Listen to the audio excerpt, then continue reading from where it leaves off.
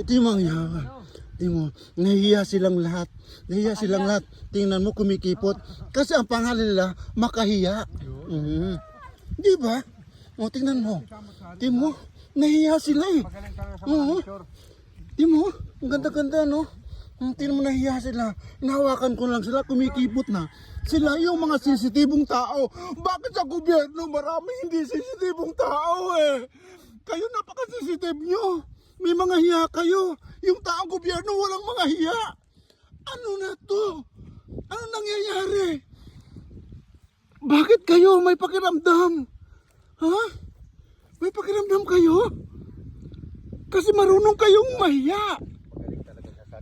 Yung mga tao dyan sa paligid natin, lalo na sa gobyerno, ang kakapal. Walang mga hiya sila. Yan na. Pero sorry lang.